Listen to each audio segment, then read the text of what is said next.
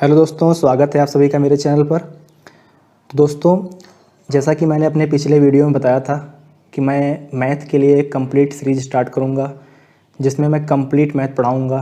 जो बिगनर्स हैं, जिनको समझ में नहीं आती है मैथ अच्छी तरीके से, या फिर वो कहीं पर जाते हैं कोचिंग में तो हेजिटेशन फील करते हैं, कोई डाउट क्लियर नहीं कर पाते हैं, तो मैं उनके लिए एक कंप्लीट मैथ सीरीज़ आज से स्टार्ट कर रहा हूँ। और ये आप इसको एक मैथ कोर्स समझिए, क्योंकि ऐसा आपको जो है ज़्यादातर पेड कोर्स में ही देखने को मिलता है, और मैं उसको एकदम फ्री ऑफ कॉस्ट आपको पढ़ाऊँगा। और इस बैच को लेकर मेरी प्लानिंग क्या है, मैं उसके बारे में आपको बताता हूँ।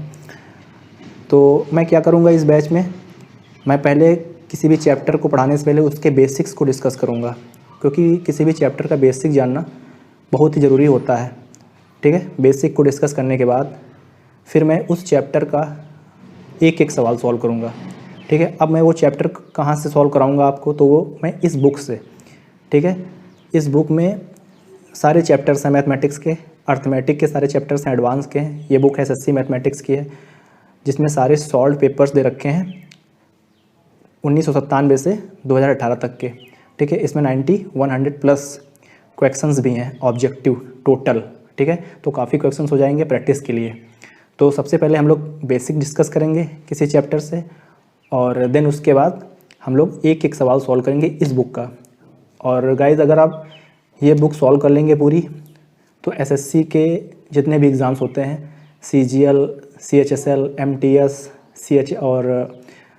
सीएचएसएल, स्टेनोग्राफर, काफ़ी एग्ज़ाम होते हैं एसएससी के, तो वो सारे एग्ज़ाम आप आराम से क्वालिफाई कर लेंगे। मैथ में आपको कोई दिक्कत नहीं होगी। और वन डे एग्ज़ाम जो होते हैं स्टेट लेवल के, ठीक है, यूपीएसआई और लेखपाल वगैरह, ठीक है, ये सारे एग्ज़ाम आराम से आपके इसी में कवर हो जाएंगे, रेलवे के सारे एग्ज़ाम। ठीक है ना, तो ये बुक बहुत ही बढ़िया है। ठीक है, अगर आप इन सब एग्ज़ाम्स की तैयारी कर रहे हैं तो आपको ये बुक तो लगानी ही चाहिए, और ये बुक आपके लिए बेस है।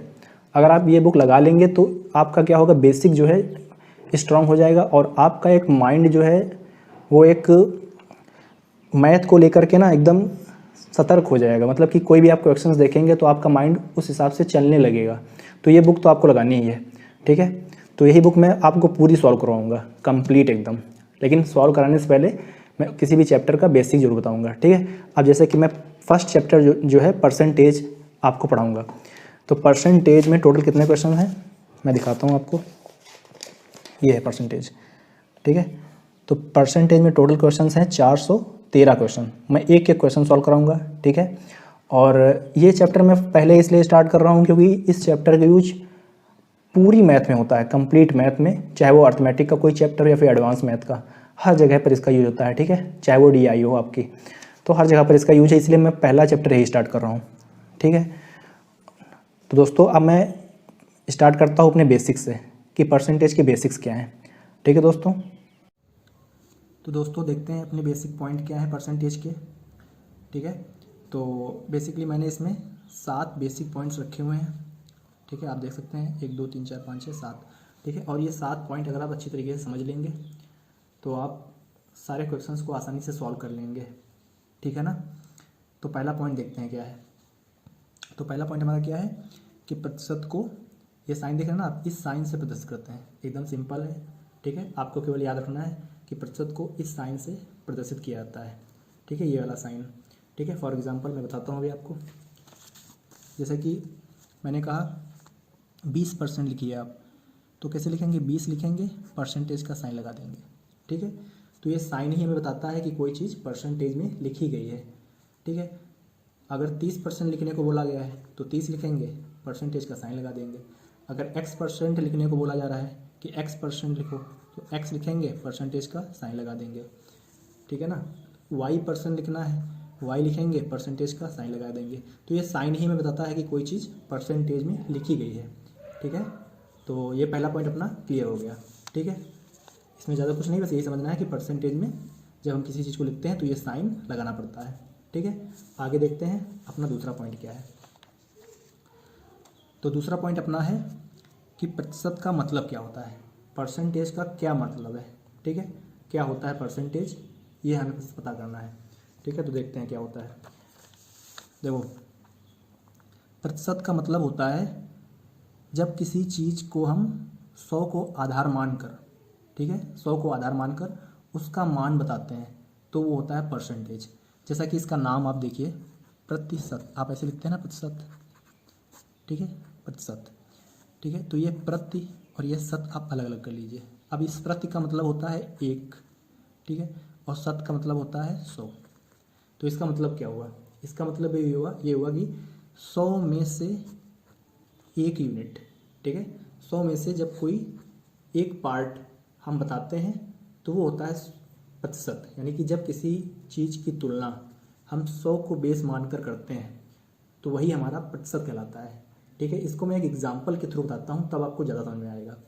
देखना, एक एग्जाम्पल लेते हैं कि मान लीजिए कि आपके पास 10 बॉल हैं, ठीक है, आपके पास 10 बॉल हैं, ठीक है, जिसमें से 2 बॉल जो हैं ब्लू हैं आपके पास, ठीक है। इस 10 बॉल में 2 बॉल आपके पास ब्लू हैं और 2 हैं रेड, ठीक है, और जो 6 बॉल बची हैं वो तुम्हारी हैं ग्रीन, ठीक है। इस एग्जाम्पल समझिए आप, ठीक है। अगर मैं आपसे पूछूं कि आपके पास रेड बॉल कितनी है तो आप आसानी से जवाब दे देंगे कि मेरे पास रेड बॉल 2 है, ठीक है। अगर मैं यही आपसे पूछूं कि आपके पास रेड बॉल कितने परसेंट है, यानी अब आपको अपना जवाब परसेंट में देना है, तो आप कैसे देंगे। देखो, अभी तो आप बता रहे थे कि आपके पास 2 बॉल हैं, ठीक है, 10 बॉलों में से 2 बॉल, 10 में 2 बॉल आपके पास रेड हैं। लेकिन अब मैं आपसे परसेंट में पूछ रहा हूँ, तो अब आप ये नहीं कहेंगे कि मेरे पास 2% है, तो आपका जवाब गलत हो जाएगा, ठीक है। अगर आप बोलेंगे मेरे पास 2% रेड बॉल है, आपके पास 2 बॉल थी रेड, वो भी 10 बॉलों में, अब आपको अपना जवाब देना है 100 को आधार मानकर। अभी आप किस चीज़ को आधार मान रहे थे, 10 को, ठीक है, लेकिन अब आपको अपना जवाब 100 को आधार मानकर देना है, ठीक है, यानी कि परसेंट में देना है। परसेंट में देने का मतलब यही होता है कि अब आप जो भी आंसर देंगे तो वो 100 के हिसाब से, यानी कि 100 को बेस मानकर उसी से कंपेयर करके अपना जवाब देंगे। जैसे अभी तो आपके पास 10 बॉल में 2 बॉल रेड हैं, ठीक है, ये 2 बॉल रेड है आपके पास। अब आप अगर इसी को 100 से कंपेयर करके बताएं, जैसे कि 10 में 2 बॉल हैं, तो अगर मैं इसी को 100 को बेस मानूं, एक जीरो यहाँ पर बढ़ाएंगे तो एक जीरो ऊपर बढ़ाना पड़ेगा, ठीक है। तो अब जो है ये परसेंट में आ गया आंसर। आप देखो 100 में आपके पास 20 बॉल हैं, आप ये कहेंगे, या फिर आप ये भी कह सकते हैं कि 10 में 2 बॉल रेड है, या फिर 100 में 20 बॉल रेड है। तो यही जो है, अब देखो हमने 100 को आधार मान लिया, ठीक है ना। जब 100 को आधार माना तो अब हमारा जो जवाब होगा ना वो होगा परसेंटेज में, यानी कि अब हम कह सकते हैं कि हमारे पास 20% रेड बॉल है, ठीक है ना। यानी कि यहाँ पर मैं जवाब दे रहा हूँ अपना परसेंट में, और यहाँ पर परसेंट में जवाब नहीं दे रहा था, मैं एग्जैक्टली वो नंबर बता रहा था कि मेरे पास कितने नंबर हैं रेड बॉल के। तो मेरे पास 2 बॉल थी रेड, वो भी आउट ऑफ 10, यानी कि 10 के कंपैरिजन में। लेकिन यहाँ पर मैं अपना जवाब 100 के कंपैरिजन में दे रहा हूँ कि मेरे पास अगर 100 के हिसाब से अगर मेरे पास रेड बॉल होती तो कितनी होती, 20 होती, यानी कि 20% होती। क्योंकि ये परसेंट का मतलब ये होता है किसी चीज़ को 100 को आधार मानकर उसका मान बताना, ठीक है। तो गाइज अब ये समझ में आ गया होगा आपको कि परसेंटेज का मतलब क्या होता है, ठीक है ना। चलो देख अपना तीसरा पॉइंट देख लेते हैं गाइज, क्या है। तीसरा पॉइंट है प्रतिशत को भिन्न, जिसको फ्रैक्शन बोलते हैं, ठीक है, प्रतिशत को भिन्न में बदलना, अपना तीसरा पॉइंट है, ठीक है। अच्छा, परसेंटेज को फ्रैक्शन में चेंज करना है आपको, यानी कि भिन्न में चेंज करना है। कैसे करेंगे देखो आप, जैसे कि आपके पास कोई नंबर है 25% लिखा हुआ है, ठीक है ना, 25%। अब आपको इसको फ्रैक्शन में चेंज करना है। अच्छा, फ्रैक्शन में चेंज करने से पहले हम लोग ये जान लेते हैं फ्रैक्शन यानी कि भिन्न क्या होती हैं, ठीक है। तो भिन्न तो आपने पढ़ा ही होगा, जैसे कि 2/5, 3/4, यानी कि अंश हर, जिसमें अंश हर हो वो सारी क्या होती हैं, भिन्न होती हैं हमारी, ठीक है। जैसे कि 6/7, ये सब क्या है, भिन्न है, अंश ये हर ये है, ठीक है, ये हमारी क्या है, भिन्न है, ठीक है। इनको इंग्लिश में फ्रैक्शन बोलते हैं। अच्छा, मैं अगर आपसे पूछूं कि 7 ये क्या है, ये फ्रैक्शन है कि नहीं है, तो ये भी तो फ्रैक्शन है, क्योंकि यहाँ पर अंश तो 7 है। अगर हर की बात करूँ तो हर तो बेस में 1 है, ठीक है, 1 तो छिपा रहता है, ठीक है। तो ये 1 तुम्हारा क्या है, हर है, यानी कि हमारा 7 भी क्या था, एक फ्रैक्शन था। जैसे कि 8 ये भी एक फ्रैक्शन है, ठीक है, क्योंकि यहाँ पर अंश ये है, हर 1 है, तो ये भी एक फ्रैक्शन है, ठीक है। तो ये समझ गए ना आप फ्रैक्शन क्या होता है। अब देखते हैं, अब मेरा सवाल था कि 25% को फ्रैक्शन में चेंज करो, भिन्न में चेंज करो, ठीक है। तो एक बात हमेशा याद रखना कि जब हम परसेंटेज को फ्रैक्शन में चेंज करते हैं, या फिर आप ये भी कह सकते हैं जब हम परसेंटेज का साइन हटाते हैं तो हमेशा क्या करना पड़ता है, हमें 100 से भाग करना पड़ता है। ठीक है, परसेंटेज का साइन हटाया यानी साइन यहाँ पर नहीं लगाएंगे, 100 से भाग कर देंगे। ठीक है, बस अब ये कट कर लो, देखो 25 चला गया, 25 चौकू 100। ठीक है, यानी 1/4 देख रहे हो यहाँ पर चेंज हो गया। यानी 25% को हम लोग अगर फ्रैक्शन में लिखें, ठीक है, 25% को अगर हम फ्रैक्शन में लिखें तो इसको 1/4 भी लिख सकते हैं। और ये कैसे आया मैंने बताया है, परसेंटेज का साइन हटा करके हमने 100 से भाग किया था। ठीक है, एक एग्जाम्पल और देखते हैं। जैसे कि मैं आपसे कहूँ 30% को आप फ्रैक्शन में चेंज करिए, 30% को फ्रैक्शन में चेंज करिए, तो सिंपल सा है, कुछ नहीं करेंगे, 30 लिखेंगे, परसेंटेज का साइन हटाएंगे, 100 से भाग कर देंगे। ठीक है, 0 से 0 कट गया, यानी कितना आ गया 3/10। देखो ये परसेंटेज से ये तुम्हारा किस में, फ्रैक्शन में चेंज हो गया ना। ये गाइस बहुत इंपॉर्टेंट है, आपको ढंग से समझना है क्योंकि इसका यूज बहुत होता है। ठीक है, ये हमारा हो गया परसेंटेज से हम फ्रैक्शन में चेंज करना सीख गए हैं। अच्छा, और अब देखते हैं अपना चौथा पॉइंट क्या है। तो चौथा पॉइंट क्या है गाइस, चौथा पॉइंट है भिन्न को प्रतिशत में बदलना। ठीक है, अभी हम लोगों ने क्या सीखा है तीसरे पॉइंट में कि प्रतिशत को भिन्न में चेंज किया था, अब भिन्न को प्रतिशत में चेंज करेंगे। ठीक है, देखते हैं क्या है चौथा पॉइंट। तो इस बार क्या है, प्रतिशत को हमें भिन्न को प्रतिशत में चेंज करना है। ठीक है, जैसे कि कोई भिन्न दे रखी है, जैसे कि 2/5, 2/5 ये हमारे पास एक भिन्न है, ये फ्रैक्शन है। ठीक है, और इसको हमें परसेंटेज में चेंज करना है, यानी कि परसेंटेज का साइन लाना है। ठीक है, तो हम क्या करेंगे, जैसे कि हमने पॉइंट 3 में डिस्कस किया था, जब हम परसेंटेज का साइन हटाते हैं तो 100 से भाग करते हैं। ठीक है, और यहाँ पर हमको परसेंटेज का साइन लाना है तो हम क्या करेंगे, 100 से मल्टीप्लाई यानी कि गुणा करेंगे। ठीक है, सिंपल है, कुछ इसमें डिफिकल्ट नहीं है। तो यानी कि जब हम 2/5 को प्रतिशत में लिखेंगे तो 100 से मल्टीप्लाई करेंगे। ठीक है, अब जब 100 से मल्टीप्लाई कर दिया तो परसेंटेज का साइन लग जाता है, याद रखना हमेशा। जैसे ही 100 का मल्टीप्लाई करेंगे तो वो संख्या परसेंटेज में चेंज हो जाती है, यानी परसेंटेज का साइन लग जाता है यहाँ पर। अब कट कर लेते हैं, 5 से कट जाएगा, 5 दूनी 10, यानी कितना हो गया 20, 20 × 2 यानी 40%। देखो 2/5 चेंज हो गया ना, 2/5 किस में चेंज हो गया, ये पहले फ्रैक्शन था यानी भिन्न था, अब ये चेंज हो गया परसेंटेज में, क्योंकि यहाँ पर परसेंटेज का साइन लग चुका है। और कैसे लगा मैंने बताया है कि 100 से मल्टीप्लाई कर देते हैं, परसेंटेज का साइन लग जाता है। ठीक है, तो ये फ्रैक्शन से परसेंटेज में चेंज हो गया। एक एग्जांपल और देखते हैं। अब आपके पास है 4/10। ठीक है, आप इसको जो है फ्रैक्शन में चेंज करिए, परसेंटेज में चेंज करिए। ठीक है, तो फ्रैक्शन दिया है, अब इस फिर से परसेंटेज में चेंज करना है तो कुछ नहीं करना है, मैंने बताया है परसेंटेज में अगर किसी संख्या को लाना है तो 100 से डायरेक्ट मल्टीप्लाई कर देते हैं बस, और परसेंटेज का साइन लगा देते हैं। परसेंटेज का साइन जरूर लगाते हैं, याद रखना। ठीक है, और ये 0 से 0 कट जाएगा, आंसर कितना आ गया 40%। ठीक है, देखो 4/10 जो है 40% में चेंज हो गया। ठीक है, ये पहले फ्रैक्शन था, अब ये क्या है परसेंटेज में चेंज हो गया। ठीक है, तो दोस्तों अब ये समझ में आ गया होगा आपको कि परसेंटेज को भिन्न में कैसे चेंज करते हैं और भिन्न को परसेंटेज में कैसे चेंज करते हैं। ठीक है, मैं एक बार रिवाइज कराता हूँ आपको। जब हम परसेंटेज को भिन्न में चेंज करते हैं यानी कि परसेंटेज का साइन हटाते हैं तो 100 से भाग करते हैं, और जब हम भिन्न को परसेंटेज में चेंज करते हैं यानी परसेंटेज का साइन हमको लगाना होता है तो हम 100 से मल्टीप्लाई करते हैं, और 100 से मल्टीप्लाई करने के बाद परसेंटेज का साइन लग जाता है। तो ये हमारे 4 पॉइंट डिस्कस हो चुके हैं। अब देखते हैं गाइस अपना 5वां पॉइंट क्या है। तो दोस्तों 5वां पॉइंट अपना सबसे इंपॉर्टेंट है। ठीक है, इसीलिए मैंने यहाँ पर स्टार मार्क भी लगा दिया है। ठीक है, 5वां पॉइंट देख लेते हैं क्या है। 5वां पॉइंट है कि 1 यूनिट की वैल्यू बराबर होती है 100% के। ठीक है, ये चीज़ आपको बहुत अच्छी तरीके से समझना है। ठीक है, देखते हैं। अच्छा, आप ये तो जानते होंगे ये 1 क्या है, 1 एक फ्रैक्शन ही तो है। ठीक है ना, क्योंकि यहाँ पर ये अंश है, यहाँ पर एक ये हर है। ठीक है, तो 1 को हम ऐसे भी लिख सकते हैं, तो ये 1 हमारा क्या है फ्रैक्शन है। अगर इसको हम परसेंटेज में चेंज करें, मैंने अभी बताया परसेंटेज में अगर हम लाते हैं किसी संख्या को तो 100 से मल्टीप्लाई करते हैं, यानी कि इंटू 100 बराबर कितना हो जाएगा 100%। यानी कि हमारा 1 किस में चेंज हो गया, हमारा 1 चेंज हो गया 100% में। ठीक है, तो देखा आपने ना कि 1 की वैल्यू कितनी होती है 100% के बराबर होती है। ठीक है, अच्छा इसका एक तो मतलब ये होता है, हमने इस तरीके से निकाल लिया कि 1 की वैल्यू यानी 1 यूनिट की वैल्यू कितनी होती है 100%। लेकिन यहाँ से 2 इसके मतलब निकलते हैं। एक तो मतलब ये निकल गया कि हम जो है किसी नंबर से पता कर लिया हमने कि कोई नंबर अगर 1 है तो उसको परसेंटेज में जब हम लिखते हैं तो वहाँ पर 100% के वो बराबर होता है। ठीक है, इसका एक मतलब तो ये हो गया। ठीक है, एक मतलब तो यहाँ पर ये होता है। ठीक, इसका दूसरा मतलब जो है आपको मैं समझाना चाहता हूँ। देखिए, मैं दूसरे तरीके से ये बताना चाहता हूँ कि 1 यूनिट, यहाँ पर 1 यूनिट मैं पता है किस चीज़ से इसको ले रहा हूँ। यहाँ पर 1 यूनिट का मतलब हर एक चीज़ से है, मतलब कोई भी चीज़ हो, कोई भी एक चीज़, ठीक है, वो अपने आप में 100% होती है। यहाँ पर मेरा कहने का मतलब ये है, पहला पॉइंट आप समझ गए होंगे कि कोई अगर 1 है, मतलब 1 नंबर है, इसको आप जब 100 से मल्टीप्लाई करते हैं तो परसेंटेज में चेंज हो जाता है। तो यहाँ से हमने निकाल लिया कि 1 यूनिट की वैल्यू 100%।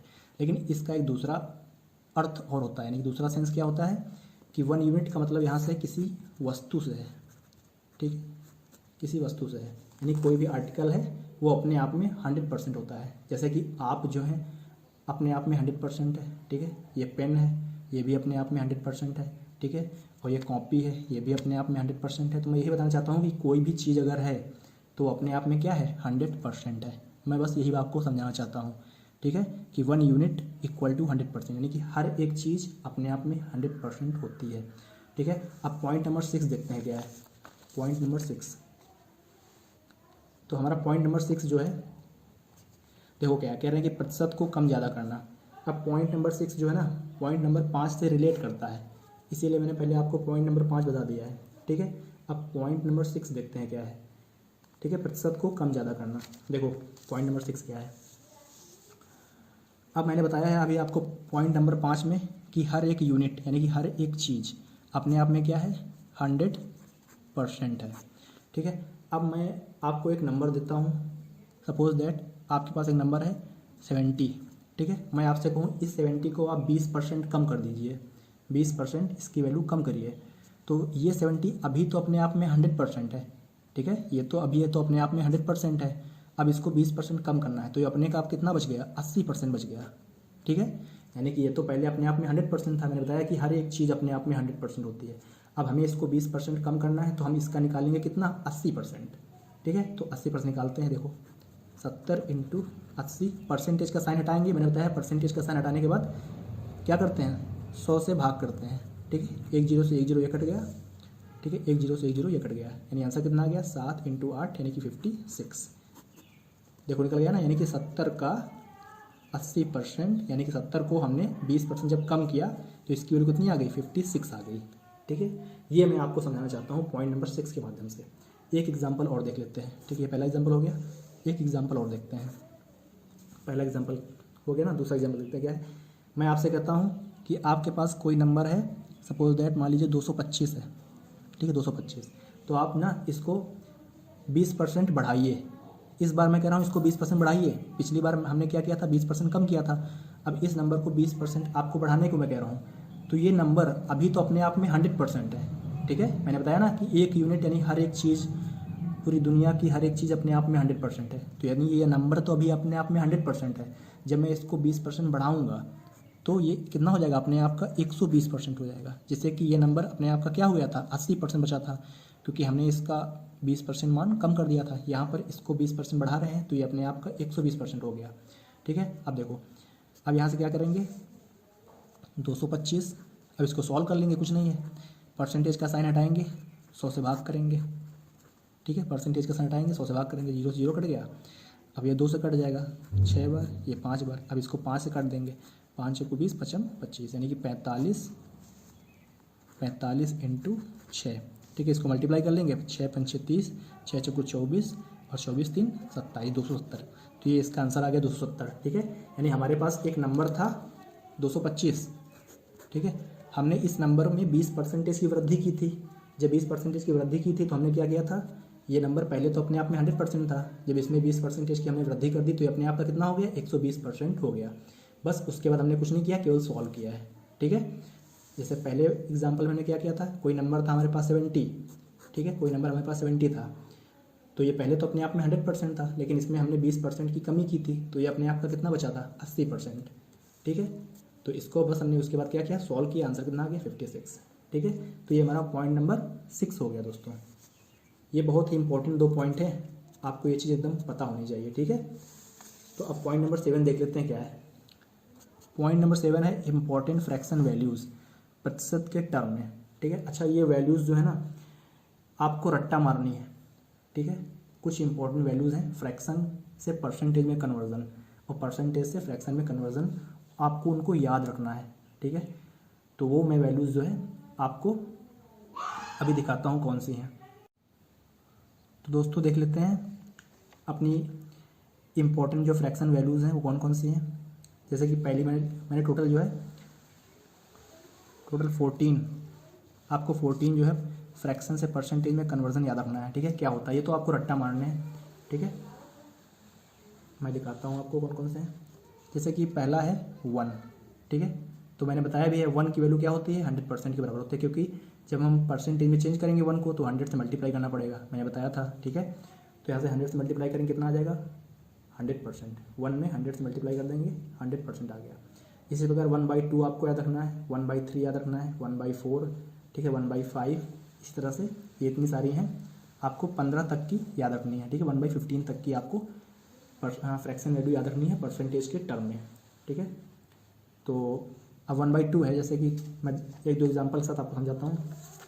जैसे कि 1/2 है, ठीक है।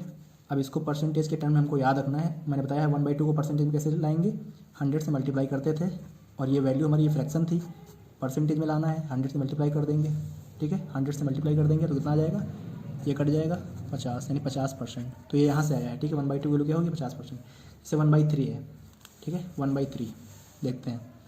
1/3 ये फ्रैक्शन है, परसेंटेज में चेंज करना है तो 100 से मल्टीप्लाई करेंगे, ठीक है। मैंने अभी डिस्कस किया है आपसे।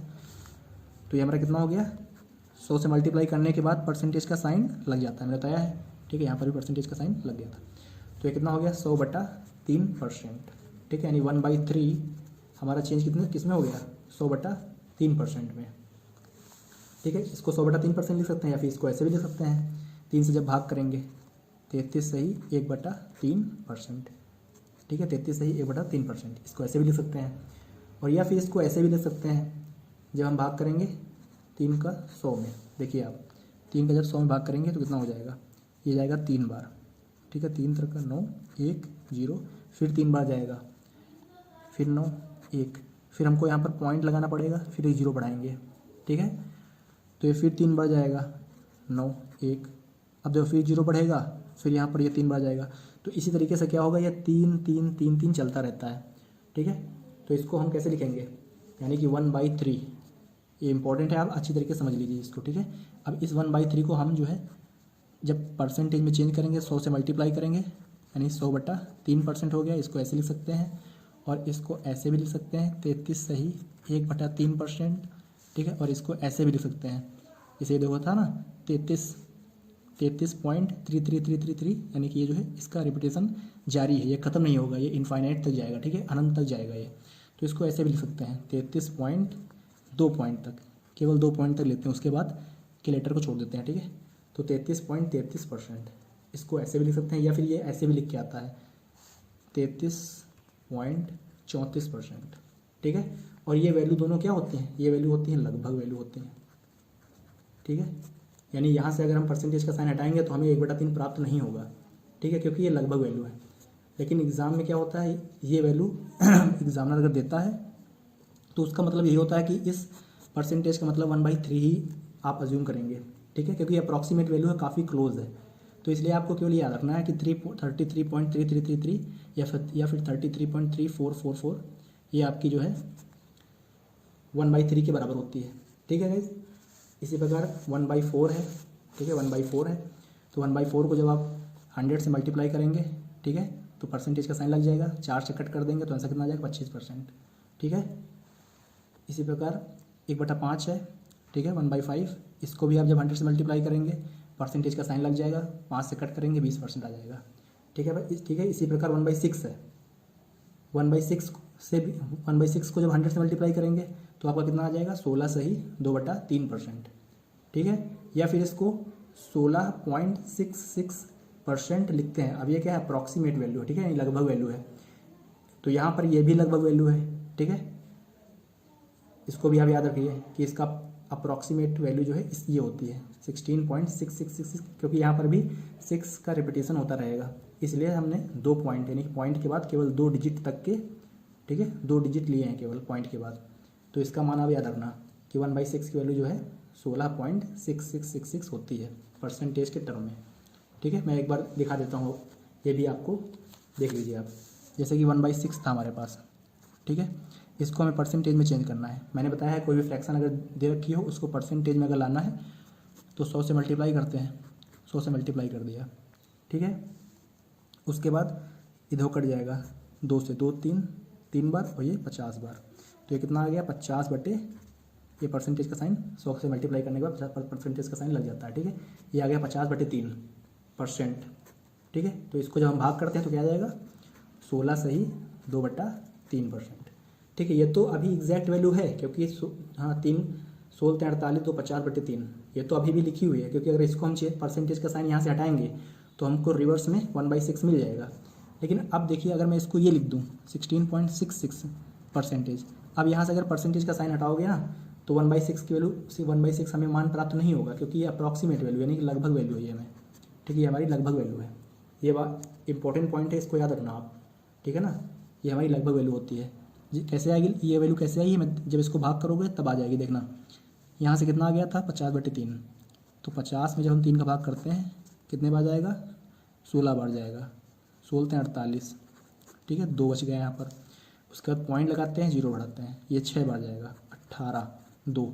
अब देख रहे हो यहाँ पर फिर ये 0 बढ़ाएंगे, फिर ये 6 बार जाएगा, फिर यहाँ पर 2 आ जाएगा, फिर ये 6 बार जाएगा, फिर ये 6 बार। तो इस तरीके से जो 6 का है ये रिपीटिशन होता रहेगा, ठीक है। यहाँ से एग्जैक्ट वैल्यू नहीं आ पाएगी, तो इसलिए हम जो है इसको केवल 2 डिजिट तक लिख लेते हैं परसेंटेज के टर्म में, ठीक है। तो इसी को हम लोग जो है 16.66% लिख देते हैं, या फिर इसको ऐसे भी लिखते हैं 16.67%, ठीक है ना। तो गाइज़ ये आप याद रखना, ये इंपॉर्टेंट पॉइंट था इसलिए मैंने आपसे डिस्कस कर दिया है, ठीक है। इसी प्रकार देख लेते हैं आगे क्या है। इसी प्रकार 1/7 की वैल्यू अब याद रखिए होती है कितनी 14 सही 2/7% या फिर 14.28%। ये भी देखो अप्रॉक्सीमेट वैल्यू है। जब आप ये तो हमारी एग्जैक्ट वैल्यू है, क्योंकि यहाँ पर जब हम परसेंटेज का साइन हटाएंगे तो हमें 1/7 मिल जाएगा, लेकिन यहाँ पर जब हम परसेंटेज का साइन हटाएंगे तो 1/7 नहीं मिलेगा, ठीक है, क्योंकि ये अप्रॉक्सीमेट वैल्यू है। जब हम भाग करते हैं तो यहाँ पर ये हमारी ये वैल्यू आती है, ठीक है, क्योंकि हमने पॉइंट के बाद के 2 डिजिट को केवल लिख लिया है, बाकी आगे और भी डिजिट थे उनको हमने लिखा नहीं है, ठीक है ना। तो ये हमारी अप्रॉक्सीमेट वैल्यू है। लेकिन हम जो है अगर हमें एग्जाम में या किसी क्वेश्चन में हमें 14.28% दिया गया है तो उसकी हम फ्रैक्शन वैल्यू 1/7 ही अज्यूम करेंगे, ठीक है ना। आपको 1/7 ही अज्यूम करना है। इसी प्रकार देखते हैं क्या है 1/8, ठीक है ना। 1/8 की वैल्यू क्या होती है 12.5 यानी 12.5%, ठीक है। 100 से मल्टीप्लाई करेंगे आंसर आ जाएगा 12.5%। इसी प्रकार 1/9 की होती है 11 सही 1/9%, या फिर ये अप्रॉक्सीमेट वैल्यू आपको याद रखनी है 11.11%। यहाँ पर 1 का रेपिटेशन होता है, इसीलिए हम पॉइंट के बाद के 2 डिजिट को केवल लिख लेते हैं, ठीक है। तो ये वैल्यू आपको याद रखनी है 1/9 की। इसी प्रकार 1/10 की वैल्यू क्या होती है 10%। 1/11 की वैल्यू क्या होती है 9 सही 1/11%, या फिर ये अप्रॉक्सीमेट वैल्यू आपको याद रखनी है, ठीक है, क्योंकि यहाँ पर रिपीटिशन होता है, डिजिट का रिपीटिशन होता है, तो हम पॉइंट के केवल 2 डिजिट तक की वैल्यू को लिखते हैं और परसेंटेज का साइन लगा लेते हैं। तो ये आपको याद रखना है, ठीक है। यानी कि अगर क्वेश्चन में 9.09% दे रखा है तो उसको हम 1/11 फ्रैक्शन के टर्म में अज्यूम करेंगे, ठीक है, उसको हम 1/11 ही मान के चलेंगे। अच्छा, उसके बाद 1/12 यानी 1/12 की वैल्यू क्या होती है 8 सही 1/3%, या फिर अप्रॉक्सीमेट वैल्यू कितनी होती है 8 सही 8.33%, ठीक है। इसी प्रकार 1/14 की आपको याद रखनी है 7 सही 1/7%, या फिर 7.14%, ये अप्रॉक्सीमेट वैल्यू जो फिर है, ठीक है। तो ये वैल्यूज़ आपको याद रखनी है अच्छी तरीके से। उसके बाद 14वां नंबर है हमारा 1/15, ठीक है। तो हमारी 14वीं वैल्यू कौन सी है 1/15 है, जिसको हम लोग परसेंटेज के टर्म में कैसे लिखते हैं 6 सही 2/3%, या फिर 6.66%। ये भी अप्रॉक्सीमेट वैल्यू है, क्योंकि जब हम भाग करते हैं तो यहाँ पर ये जो डिजिट है इनका रिपीटिशन होता है, तो हमने जो है पॉइंट के बाद के 2 डिजिट को केवल लिख लेते हैं, ठीक है। तो ये हमारा हो जाएगा 1/15 की वैल्यू क्या होती है 6 सही 2/3%, या फिर 6.66% होती है, ठीक है। तो दोस्तों मैंने जो है ये टोटल आपसे 1 से लगा करके 1 से 15 तक की वैल्यू लिख दी हैं। आप जो है इसको नोट कर लेना और ये आपको एकदम रट के याद रखनी है, ठीक है दोस्तों। तो दोस्तों आज के वीडियो में मैं बस यहीं तक रखूँगा, सारे बेसिक्स क्लियर हो चुके हैं। अब आप जो है बेसिक्स को रिवाइज करिए, और नेक्स्ट वीडियो में जो है मैं किरण के क्वेश्चंस को सॉल्व करना स्टार्ट कर दूंगा, ठीक है। हर एक क्वेश्चंस को सॉल्व कराऊंगा, तो आप जो है ये बेसिक्स रिवाइज कर लेना, ठीक है। तो मिलते हैं दोस्तों नेक्स्ट वीडियो में।